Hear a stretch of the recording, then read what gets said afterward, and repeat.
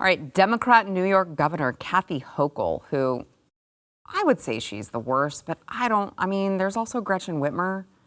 So I don't know which wicked witch of the West is the worst, but she definitely is in the competition for the worst ever. Kathy Hochul said earlier this week that the state is very focused on collecting data from social media platforms as part of an effort to counter online negativity and hate speech. Now, of course, she is saying this in relation to the anti-Semitic attacks that are going on, the anti-Semitic, you've got all these pro-Palestine rallies that are happening, very, very unnerving and disturbing phrases, tropes being said at all of these rallies. And all of that is true. But I'm not sure that I can stress enough the problems with government monitoring your speech on social media and then planning to do what with it? I'm not sure. Here's Kathy Hochul on that. Also, we're very focused on the data we're collecting from surveillance efforts, what's being said on social media platforms. And we have launched an effort to be able to counter some of the negativity and reach out to people when we see hate speech being spoken about on online platforms. Our media analysis, our social media analysis unit has ramped up its monitoring of sites to catch incitement to violence, direct threats to others. And all this is in response to our desire, our strong commitment to ensure that not only do New Yorkers be safe, but they also feel safe. Well, those are two different things, aren't they? Being safe and feeling safe are much different things. And, it's not lost on me, gentlemen, that this is also coming from a party who, she said incitement of violence. Well, you know who else they said incited violence? Donald Trump on January 6th, when he told people to peacefully and patriotically make their voices heard. That would also be called an incitement of violence, according to Kathy Hochul. So I'm just wondering how far this extends, because, we do have our counterparts over in the UK being arrested and getting visits from the police for dead naming or misgendering someone online. That's what they're doing. They're monitoring for hate speech. That is hate speech, according to the police over in the UK. You can get in trouble for that with the law. So I don't know. Maybe am I being too cynical here to think that that's eventually where this leads in America?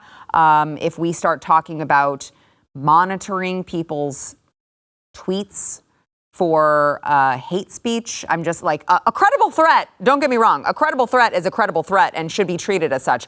I've received them. I've had them prosecuted in other states. I got it. But that doesn't seem like that's all that she's talking about here. First thing I want to say that I'm kind of irked, if I can use that word, to say is as if you haven't. Right. Yeah. Yeah. They're like, this is a new thing we're doing. We're actually tracking citizens as if on social media. How in the world did you imprison all the J6 people? Right. As if you haven't. Yeah. Now it's convenient because you've got a very large Jewish population in your state and in your city. And this is pandering.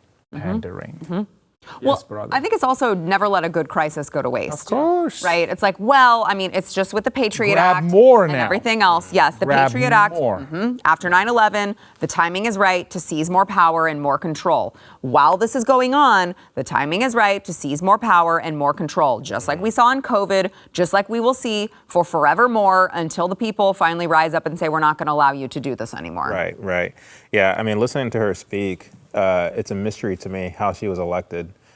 She doesn't really seem electable just from the way that she talks. But that's a side issue.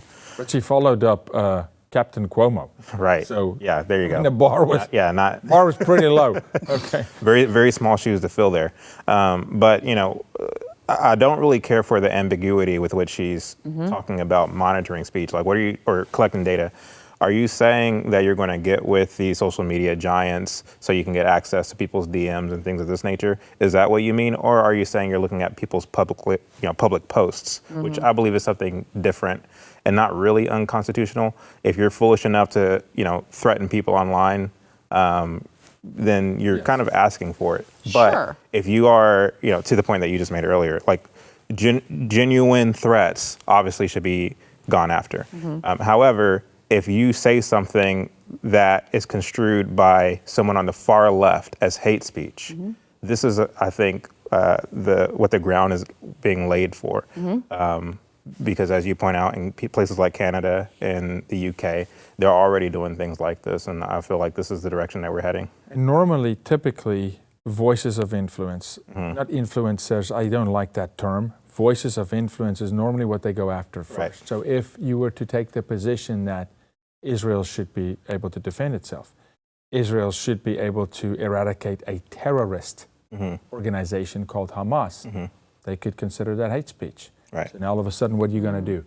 So instead of the government actually saying, hey, let's repeal Section 230 and let these big tech companies actually not have cover, they're like, this is a great opportunity. Let the American people grant us the access in the midst of a crisis. Well, It feels like Maui a little bit. Yeah. Well, yes. And I see the attacks that I get when I say something like, Yeah. women are women and men are men, and I can't tell you how many people, okay, I'm going to say it, how many people would say, I don't feel safe, I feel attacked by that comment, right? So who is it who's going to be the barometer of like, what is hate speech, and also what determines an actual credible threat?